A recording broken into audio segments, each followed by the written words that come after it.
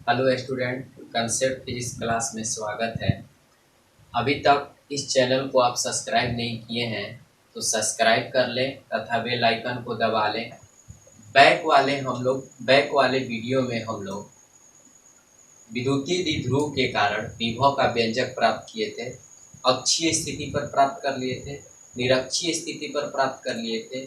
आज हम लोग इस वीडियो में कहीं भी स्थित हो उसके लिए विभव का व्यंजक प्राप्त करेंगे। अब जैसे केस नंबर इसका 3 जो है, यहाँ से लिखते हैं केस नंबर 3। जब कोई बिंदु कहीं भी स्थित हो, चाहे इसको डायरेक्ट ऐसे लिख सकते हैं, कहीं भी स्थित हो, कहीं भी स्थित हो, यानी जब कोई पॉइंट कहीं भी स्थित हो, एट एनी पोजीशन इसको कहा जाता है, एट एनी पोजीशन, तब विभव का व्यंजक कितना होगा। देखिए, इसको आराम से ध्यान समझिएगा, ये मोस्ट वीवीआई होते हैं। इसमें क्या होता है कि एट एनी पोजीशन का जान जाइएगा विभव निकालना, तो एट एनी पोजीशन से हम अक्षीय को भी निकाल सकते हैं तथा निरक्षीय को भी निकाल सकते हैं। जैसे क्वेश्चन पूछे जाते हैं कि विद्युतीय द्विध्रुव के कारण विभव का व्यंजक प्राप्त करें, तो वहाँ अगर आपका कोई एक्सिस नहीं खुला रहेगा कि आप अक्षीय पर सिद्ध करके दिखाइए, निरक्षीय पर सिद्ध करके दिखाइए, तो वहाँ हम डायरेक्ट एट एनी पोजीशन से चलते हैं और एट एनी पोजीशन के फार्मूला में एक केस आती है, केस का वैल्यू रखते हैं तो अक्षीय और निरक्षीय का वैल्यू प्राप्त हो जाएगा। तो इसलिए बहुत मोस्ट वीवीआई है, तीनों केस में से ये मोस्ट वीवीआई केस है। तो इसको समझिएगा, इसको प्रूव करके हम अक्षीय भी लाएंगे, निरक्षीय भी लाएंगे। तो आइए, कहीं भी स्थित हो, तो इनको सिद्ध करने के लिए सबसे पहले मुझे सबसे बड़ा काम होती है इलेक्ट्रिक डिपोल बनाना। तो मैं सबसे पहले एक यहाँ से इलेक्ट्रिक डिपोल बनाऊंगा। ध्यान समझिएगा, ये तीनों केस में ये कहानी चलनी है। तीनों केस में आपको सबसे पहले एक इलेक्ट्रिक डिपोल बनाना ही होगा। यहाँ मैं ए पॉइंट मान लिया, यहाँ मैं बी पॉइंट मान लिया, और ये आपकी मध्य बिंदु है लगभग, और आगे लिख देते हैं यहाँ मध्य बिंदु है ओ। यहाँ से यहाँ तक दूरी आप जानते हैं एल होता है, यहाँ से यहाँ तक दूरी एल होता है। अब यहाँ से ध्यान दीजिए, चलिए मैं मान लिया इस पर प्लस क्यू आवेश है और इस पर माइनस क्यू आवेश है। नहीं, इस केस में आपको इधर जाना है, इधर जाइएगा तो अक्षीय स्थिति हो जाएगा, और ना ही आपको यहाँ से 90 डिग्री के एंगल बनानी है, निरक्षीय स्थिति पर भी नहीं जाना है। एट एनी पोजीशन का अर्थ क्या हुआ कि इसके केंद्र के आप इधर जाइए, पॉइंट को लीजिए, चाहे आप इधर पॉइंट ले सकते हैं, आप इधर पॉइंट और इसके सीधे में पॉइंट नहीं ले सकते हैं। तो मैं मान लिया कि मेरे पास यहाँ एक पॉइंट है, ध्यान से समझिएगा, इसको मैं क्या मान लिया, पी पॉइंट मान लिया। अब इसको मैं यहाँ से ऐसे कर दिया, यहाँ पर ध्यान दीजिएगा, इसको ऐसे बना देते हैं, या कि एट एनी पोजीशन हो गया। मैं मान लिया यहाँ मेरे पास एक पी पॉइंट है, यहाँ से यहाँ तक की जो दूरी है ये मैं क्या मान लिया, आर मान लिया। यहाँ से यहाँ तक की जो दूरी है वो क्या है, आर है, यानी ओ से पी की दूरी कितनी है, आर है। अब इसमें क्या होती है, दो केस में हम लोग पढ़े हैं, इस पॉजिटिव से हमको जाना होगा इस पी के पास, और सॉरी यानी इस निगेटिव से भी जाना होगा पी के पास, और इस पॉजिटिव से भी जाना होगा पी के पास। तब यहाँ से क्या करते हैं कि इसको मैच कर देते हैं, ध्यान से करते हैं, इसको ऐसे मैच कर दिए, ठीक है, और यहाँ से इसको ऐसे मैच। अब यहाँ से बात को समझिएगा, जो निरक्षीय स्थिति थी ये तो 90 डिग्री का एंगल बना रहा था, तो हम लोग पाइथागोरस का प्रमेय का यूज करके हम ए पी का मान निकाल दिए थे, वहाँ निकालना मुझे आसान था। इसी तरह इधर भी पाइथागोरस का प्रमेय का यूज करके हम बी पी का मान निकाल दिए थे। यहाँ तो पाइथागोरस का प्रमेय यूज होगा नहीं, क्योंकि यहाँ तो 90 डिग्री का एंगल बन नहीं रहा है। बात को तो हम समझ रहे हैं, यहाँ मत पाइथागोरस प्रमेय से निकाल दीजिएगा, क्योंकि यहाँ 90 डिग्री का एंगल नहीं बन रहा है, तो मैं मान लिया कि इस ए से इस बी की जो दूरी है ये कितनी है, r1 है, और इस बी से इस बी की दूरी कितनी है, मैं मान लिया r2 है। अब सबसे पहले मुझे इस r1 का मान निकालना होगा और इस r2 का मान निकालना होगा। बात समझ रहे हैं? अब इसको निकालने के लिए क्या करते हैं, और थोड़ी सी जाते हैं, मैथ का एक शाखा होता है ज्यामिति, उसमें मैं आपको एक एग्जांपल से समझाता हूँ कि कैसे इस केस में r1 और r2 का मान निकाला जाता है। जैसे ज्यामिति में एक रूल होती है, जैसे मान लेते हैं ये आपका एक त्रिभुज बना इस प्रकार, एक लाइन बड़ी है एक लाइन छोटी है, तो छोटी वाली लाइन से बड़ी वाली लाइन पर हम लंब डालते हैं। ध्यान समझिएगा, जब दो लाइन हो, एक बड़ी हो और एक छोटी हो, तो छोटी वाली लाइन से बड़ी वाली लाइन पर एक लंब डालते हैं।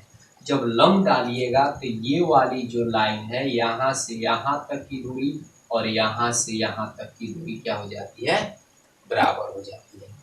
बात समझ रहे हैं? ये वाला और ये वाला दूरी क्या हो जाएगी, बराबर हो जाएगी। तो इसी तरह यही कहानी मैं इसमें कर रहा हूँ। अब मान लेते हैं ये एक इधर से बड़ा हो गया और इधर से छोटा हो गया, तो हमेशा छोटी से बड़ी वाली लाइन पर क्या कर देना है, लंब डाल देना है, और जहाँ ये काटेगा वहाँ से ये वाली रेखा और ये वाली रेखा की जो लेंथ है वो क्या हो जाएगी, बराबर हो जाएगी।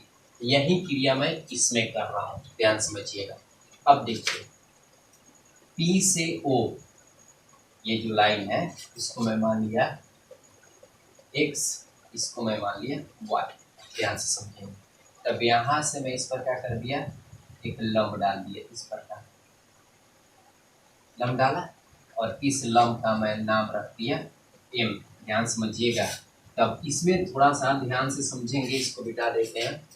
तब इसमें कौन साइड किसके बराबर होगा, सॉरी बताइए, इसमें बताइए, यहाँ से लेकर बात को समझिएगा, P से A की दूरी और P से M की दूरी क्या होगी, बराबर होगी। अभी बताएं कि जहाँ लंब डालेंगे वहां से आपकी जो रेखाएं दोनों होती है वो क्या हो जाती है, बराबर हो जाती है। तब यहाँ से लिखेंगे, अब देखिए यहाँ से हम लिखेंगे R1 के मान को ज्ञात करने के लिए, R1 के मान को ज्ञात करने के लिए, R1 के मान को ज्ञात करने के लिए मैं क्या किया, XY लंब AM खींचा, यानी A से, सॉरी R1 के मान को ज्ञात करने के लिए A से AM लंब XY खींचा। इस बात को ध्यान दीजिएगा, R1 के मान को ज्ञात करने के लिए A से AM लंब XY खींचा, ताकि आपकी PM और AP आपस में क्या हो जाए, बराबर हो जाए। बात को समझ रहे हैं? तो अब लिखेंगे जब खींचा तो आपकी ये जो है PM की क्या हो जाएगी, बराबर हो जाएगी। ये जो है वो PM की क्या हो जाएगी, बराबर हो जाएगी। ध्यान समझेंगे, देखिए किस प्रकार बराबर होगी। ये आपका बाबू P है, ये आपका A है, यहाँ से ये बड़ी लाइन है। अब इसको मान लेते ऊपर है ये X है, ये Y है। अब यहाँ से इसकी सेंटर क्या है, ध्यान से देखिएगा, इसकी सेंटर क्या है, O है। अब यहाँ से जब आप यहाँ से लंब डालिएगा तो ये वाली और ये वाली जो आपकी लेंथ है ये आपस में क्या हो जाएगी, बराबर हो जाएगी। तो अब यहाँ से ध्यान दीजिएगा, मैं यही लिखा हूँ कि ये बराबर PM, तो ये P है, ये A है और ये O है और ये क्या है, M है। ध्यान से देखिएगा, तो ये PA जो है वो PM के क्या हो गया, बराबर हो गया। अब आगे चलते हैं, PA, अब इस PM को हम लिख सकते हैं, ध्यान से देखिएगा, इस PM को हम दो भागों में बांट सकते हैं, OP प्लस OM लिख सकते हैं, OP प्लस OM। बात को ध्यान से समझिएगा। P से लेकर M तक की दूरी जो है PA की क्या है, बराबर है। तो PA बराबर, और PM को हम दो भागों में तोड़ रहे हैं, तभी ना मुझे दो भागों में तोड़ेंगे तो मुझे R1 निकलेगी। तो क्योंकि दो भागों में इसलिए तोड़ रहे हैं कि O से P की दूरी हमें क्या है, मालूम है। तो P से M तक की दूरी को लिख सकते हैं OP या प्लस OM। छोड़िएगा तो पुनः क्या आ जाएगा, PM आ जाएगा। तो PM को लिख दिए OP प्लस OM। अब यहाँ से ध्यान दीजिएगा, इसको बिठा देते हैं। PA का मान कितना माने हैं, R1। OP का मान, O से P की दूरी कितनी है, R है। यहाँ से लिखेंगे R प्लस OM। अब यहाँ से देखिए एक क्वेश्चन उठा कि इस R1 के मान को मुझे ज्ञात करने के लिए अब मुझे OM के मान को क्या करना होगा, ज्ञात करना होगा। बात को समझेंगे, इसको ज्ञात करना होगा, OM के मान को ज्ञात करना होगा। और OM के मान को ज्ञात कर इस R में उसके वैल्यू को क्या कर देना है, जोड़ देना है। तो मुझे क्या निकल जाएगी, R1 निकल जाएगी। तो इस OM के मान को निकालने के लिए ध्यान से इस फिगर पर समझिएगा। अब चल रहे हैं, यहाँ से देखिए, यहाँ मैं मान लिया यहाँ जो एंगल बन रहा है वो थीटा है। यहाँ मैं मान लिया एंगल बन रहा है वो क्या है, थीटा है। अब यहाँ से चलेंगे त्रिभुज AOM में, AOM में। अब यहाँ से देखिए हम इसमें त्रिकोणमिति का कौन सा अनुप्रयोग का यूज करेंगे, त्रिकोणमिति का, तब यहाँ ऐसे नहीं पकड़ाएगा। अब यहाँ से देखिए त्रिकोणमिति का कौन सा अनुप्रयोग यहाँ यूज किया जाता है, कौन सा अनुपात का उपयोग किया जाता है। यहाँ साइन लगाएंगे कि कॉस लगाएंगे कि टेन लगाएंगे कि कॉट लगाएंगे, ये फिगर पर डिपेंड करती है। अब देखिए मुझे OM ज्ञात करना है और इसमें OA दिया है। O से A की दूरी कितनी है, L है, और मुझे OM ज्ञात करना है। तो देखिए थीटा के जो सामने बनता है, ध्यान दीजिएगा, थीटा के जो सामने बनता है वो लंब हो जाती है, और ये वाला जिस पर ये बनता है ये आधार हो जाता है, और सबसे बड़ी भुजा क्या हो जाती है, कर्ण हो जाती है। तो थीटा के सामने अब देखिए इसमें छाट देते हैं, थीटा के सामने क्या है बताइए, AM। थीटा के सामने क्या है, AM है। तब इसमें लिखेंगे AM को हम बोलेंगे लंब, OM को हम बोलेंगे आधार, और OA को बोलेंगे हम कर्ण। त्रिभुज AOM में, त्रिभुज AOM में देखिए क्या दिया है, कर्ण का मान दिया है। यहाँ से यहाँ तक का L नहीं है, ध्यान समझिएगा, ये O से A की दूरी L है। तो आपका कर्ण दिया है और आपका क्या दिया है बताइए, हमें ज्ञात क्या करना है, OM। OM मतलब आधार। तो कर्ण और आधार किस फॉर्मूले में आते हैं, साइन में आता है कि कॉस में आता है कि टेन में आता है, हमें याद नहीं है। हम लोग के पास एक ट्रिक होता है, इस पर बैठा लेंगे, LAL KKA, इस पर बैठाते हैं। हमें क्या चाहिए, देखिए हमें कर्ण दिया हुआ है और हमें आधार निकालना है। तो आधार कर्ण किसमें आ रहा है, देखिए आधार कर्ण, ए से आधार, कैसे कर्ण। तो पहला होता है साइन का, दूसरा होता है कॉस का, तीसरा होता है टेन का। इसमें कौन सा फॉर्मूला यूज करेंगे, तो हमें देखिए बीच वाले पर क्या आ रहा है, आधार और कर्ण, मुझे यही चाहिए। तो ये वाला साइन होता है, ये वाला कॉस होता है, ये वाला टेन होता है। अगर इसको विस्तारित रूप से समझना होगा तो बेसिक फिजिक्स हम पढ़ाए हैं, वहाँ से उस वीडियो को देख लीजिएगा, तब जाके आपको और विस्तार से इसको समझ में आ जाएगा। तो ये आधार बटा कर्ण किस में आते हैं, कॉस में आते हैं। तो यहाँ से चलेंगे कॉस थीटा लेकर, ध्यान से ताकिएगा। तब यहाँ लिखेंगे कॉस थीटा बराबर आधार। तो आधार आपका क्या है, OM, और कर्ण कितना है, OA। अब यहाँ से हम OM का मान निकाल लेंगे। तो OM बराबर हो जाएगा OA कॉस थीटा। अब यहाँ से OA का मान रखेंगे, O से A की दूरी कितनी है, L है, ये L कॉस थीटा हो जाएगी। कोई दिक्कत, ये OM का मान निकल गया। अब इसमें OM के मान को क्या कर देंगे, ऐड कर देंगे, तो मुझे R1 निकल जाएगी। तो R1 बराबर क्या हो जाएगा, R प्लस OM, OM का मान कितना हो गया, L cos थीटा। कोई दिक्कत, ये R1 निकल गई। इसमें R1 और R2 का वैल्यू ही प्राप्त करना मेन बातें हैं, इसको समझ जाइएगा तो इसको प्रूव करने में कोई दिक्कत नहीं होगी। इसमें R1 और R2 का वैल्यू निकालना ही सबसे बड़ी काम होता है। तो मैं R1 निकाल दिया, अब चलता हूँ R2 की ओर। तो R2 की ओर निकालने के लिए सबसे पहले अब क्या करेंगे, अब देखिए ये छोटी भुजा है, बड़ी भुजा पर क्या करेंगे, लंब डालेंगे।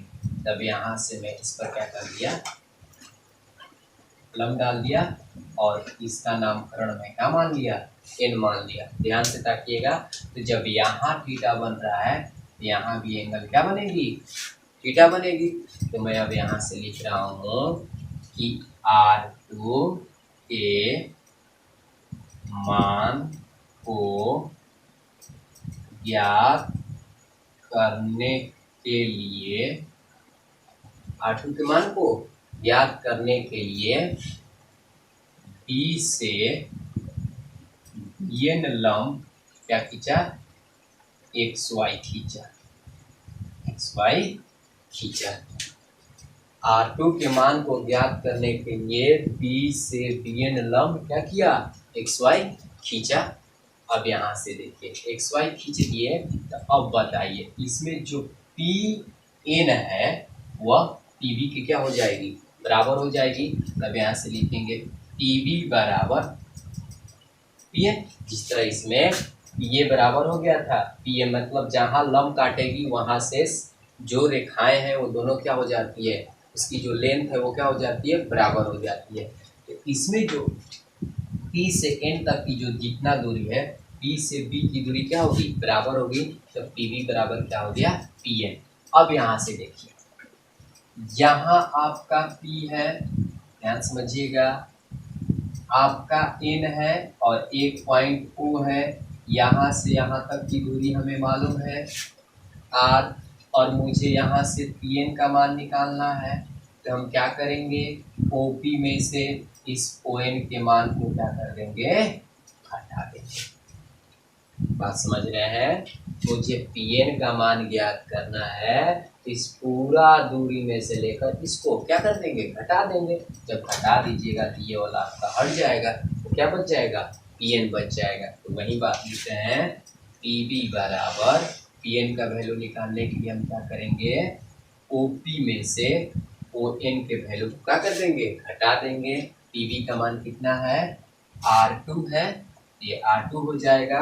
OP का मान O से लेकर P तक की दूरी कितनी है, R है, अब माइनस OM। अब मुझे यहाँ से ON का मान निकालना है। जिस प्रकार इसमें OM का मान निकाले थे, इसी तरह यहाँ हम इसका मान निकालेंगे, ON का मान निकालेंगे। आइए ON के मान को निकालने के लिए पुनः हम त्रिभुज में चलते हैं। अब यहाँ त्रिभुज कौन बना, तो त्रिभुज ध्यान से देखिएगा, BON में त्रिभुज BON में पुनः यही बात, थीटा के सामने क्या होती है, लंब होती है। तो इसमें जो PN है वो आपका क्या हो जाएगा, लंब हो जाएगा। इस पर जो सामने वाला होता है थीटा के सामने लंब, और जिस पर ये बनता है इसको हम क्या बोलते हैं, आधार। तो ON क्या हो जाएगी, आधार हो जाएगा, और OB क्या हो जाएगा, आपका कर्ण हो जाएगा। तो देखिए पुनः कर्ण का मान दिया, और मुझसे पुनः क्या पूछ रहा है, आधार पूछ रहा है। तो वही फार्मूला लगाएंगे, कौन सा फार्मूला लगाएंगे, cos थीटा बराबर आधार यानी ON बाटा में कर्ण OB। अब यहाँ से हम ON का मान निकाल लेंगे, तो ON बराबर क्या हो जाएगी, OB cos थीटा, और OB का मान देखिए यहाँ से यहाँ तक कितनी है, L cos थीटा, और ON का मान निकाल दिए, कितना आ गया, L cos थीटा। अब इसका मान ले जाकर इसमें रख देंगे तो R2 का मान निकल जाएगा। तो R2 बराबर कितना आ जाएंगे, ध्यान से ताकिएगा, R2 बराबर आ जाएगा आपका R माइनस ON का मान कितना रख देंगे, L cos थीटा। कोई दिक्कत, तो इतनी जो बातें हैं वो नोट कर लीजिए। हम R1 का मान निकाल दिए, हम R2 का मान निकाल दिए। अब हम आगे की ओर बढ़ेंगे, स्क्रीनशॉट कर सकते हैं या नोट कर सकते हैं। इसके बाद हम आगे की ओर बढ़ रहे हैं। अब यहाँ से आगे की ओर बढ़ते हैं। प्लस Q आवेश के कारण P बिंदु पर विभव, यहाँ से इसको V1 लिखते हैं। बिंदु आवेश के कारण विभव का सूत्र क्या होता है? KQ। देखिए यहाँ प्लस है तो प्लस लिखेंगे R। यहाँ से यहाँ तक की दूरी कितनी है? R1 है। तो मैं R1 लिख दिया और आगे की ओर बढ़ा। KQ R1 का मान देखिए, R1 का मान निकाले थे। R1 का मान हम कितना निकाले थे? देखिए R2 का मान आया था आपका R minus L cos theta, तो R1 का मान आया था R plus L cos theta, क्योंकि इसमें केवल प्लस हो जाता था और इसमें क्या हो जाएगा? माइनस हो जाएगा। ध्यान से देखिएगा, R1 बराबर हो जाएगा R plus L cos theta. अब आगे की ओर बढ़ते हैं। माइनस क्यू आवेश के कारण, अब यहाँ से लिखेंगे माइनस क्यू आवेश के कारण P बिंदु पर विभव, इसको लिखते हैं V2। P बिंदु पर विभव, इसको लिखते हैं V2। इसमें केवल लग जाएगा माइनस के क्यू, क्योंकि इसका चार्ज माइनस में है, और ये हो जाएगी R minus L cos theta. क्योंकि इसके लिए यहाँ से यहाँ तक की दूरी कितनी है? R2 है, और R2 का हमने क्या कर दिया? मान रख दिया। अब आगे बढ़िए देखिए। अब यहाँ से लिखेंगे कुल विभव, कुल विभव V बराबर V1 प्लस V2। अब यहाँ से V1 का मान रखते हैं, तो V1 का आ जाएगा KQ बाटा में R plus L cos theta plus V2। देखिए प्लस है और यहाँ माइनस है, डायरेक्ट इसको लिख देते हैं माइनस, लिख सकते हैं। ये हो जाएगी KQ अब बाटा में R minus L cos theta. अब यहाँ से इसमें से कॉमन ले सकते हैं, कॉमन लीजिएगा तो आपका आ जाएगा KQ, यहाँ हो जाएगी 1 बाटा में R plus L cos theta, और यहाँ बच जाएगा minus R minus L cos theta. कोई दिक्कत? अब यहाँ से ब्रैकेट को क्या कर लेंगे? बंद कर देंगे, और नीचे का हम लोग एलसीएम निकाल लेंगे। तो नीचे का एलसीएम निकालेंगे तो कितना होगा? अब यहाँ से इसको निकाल देते हैं। यहाँ से देखिएगा, अब नीचे से इसका एलसीएम निकालते हैं, तो नीचे से एलसीएम निकालेंगे तब B बराबर हो जाएगा KQ, एलसीएम आपका हो जाएगा R plus L cos theta into R minus L cos theta. Plus से प्लस कट गया, बचा कितना? माइनस, तो माइनस ऊपर जाएगी तो R minus L cos theta. Minus वाले से माइनस वाला कट गया, प्लस वाला बचा, इसके आगे ये माइनस है, और इसको हम कोष्ठ में लिखेंगे R plus L cos theta. अब ऐसा क्यों लिखा जाता है? ध्यान से देखिएगा। अब ऐसा देखिए क्यों लिखा जाता है। यहाँ R minus L cos theta, और इसके आगे कोष्ठ नहीं लगा, इसके आगे कोष्ठ क्यों लगा है? क्योंकि इसके आगे माइनस का चिन्ह है, तो चिन्ह को क्या करेगा? चेंज करेगा। तो V बराबर आपका हो जाएगी KQ R minus L cos theta. ये हो जाएगा प्लस माइनस माइनस और प्लस माइनस, ये क्या हो जाएगी? माइनस हो जाएगी। एल कॉस थीटा, और नीचे वाला फॉर्मूला पर गया A plus B into A minus B। इसका सूत्र क्या होता है? इसका सूत्र क्या होता है? A plus B into A minus B का सूत्र होता है A square minus B square. तो यहाँ करेगा A का काम R, तो R का स्क्वायर और माइनस B का स्क्वायर, यानी L square cos square theta.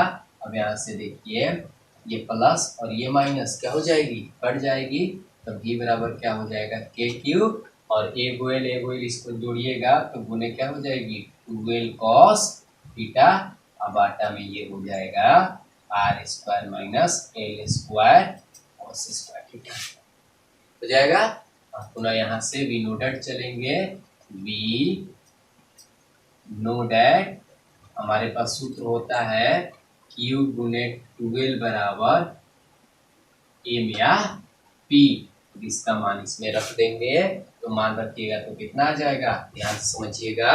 अब इसमें मान रखते हैं, अभी बराबर माइनस को आगे रख दिया, कोई दिक्कत, माइनस को मैं आगे ही कर दिया, तो ये माइनस को आगे कर दिया, के क्यूब गुने 12 मिलकर क्या बना, पी, और ये हो जाएगी कॉस थीटा, और यहाँ लिखेंगे R square minus L square cos square theta, और पुनः लिखेंगे कि आर बहुत बहुत बड़ा होता है एल से, इसलिए एल का मान कितना ले लीजिएगा, इसी तरह सुन ले लीजिएगा, आर बहुत बहुत बड़ा होता है एल से। अच्छी स्थिति में पढ़ रहे थे ना, बहुत बड़ा होता है, वहां समझाए भी थे कि क्यों बड़ा होता है, इसके तुलना में एल का मान शून्य ले लिया जाता है। तो जब एल का मान सुन लीजिएगा तब कर दिया जाएगा माइनस के पी कोस थीटा, और बटा में क्या हो जाएगी आर स्क्वायर।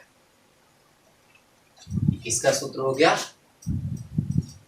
कहीं भी स्थित हो, तीनों केस का वैल्यू हम प्राप्त कर लिए कि अक्षीय पर रहेगा तो क्या आएगा, निरक्षीय पर रहेगा तो क्या आएगा, कहीं स्थित रहेगा तो कितना आएगा, माइनस के पी कोस थीटा बटा आर स्क्वायर। माइनस से घबराइएगा मत, ये प्लस क्यू और ये माइनस क्यू की जो कहानी है, जो डिग्रू है उसके अनुसार आता है। अब इस पर प्लस क्यू, इस पर माइनस क्यू, इस पर लिए प्लस क्यू, इस पर माइनस क्यू, इससे घबराइएगा मत, कोई दिक्कत। तो के पी कोस थीटा बटा आर स्क्वायर। अब देखिए थोड़ी सी एक बात और यहाँ समझने वाली है, इस बात को समझिएगा।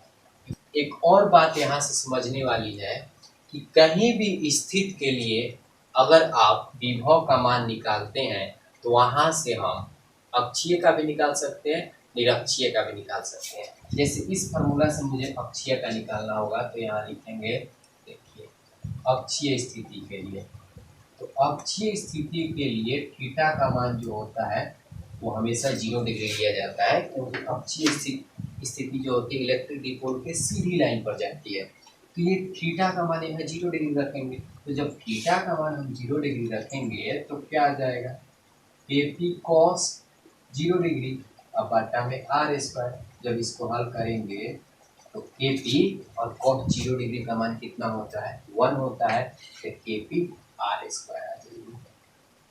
अक्षीय के लिए ही पोजीशन आया था ना, और पिएगा यहाँ माइनस है तो माइनस क्यों नहीं लगा है, ये माइनस और प्लस से कोई मतलब नहीं होती है, ये माइनस प्लस की जो मान है वो आवेश पर डिपेंड करता है कि आप आवेश को कहाँ रखे हैं, इधर रखे हैं कि उधर रखे हैं, इससे कोई दिक्कत नहीं है। तो v बराबर के पी बाटा क्या हो जाएगी आर स्क्वायर।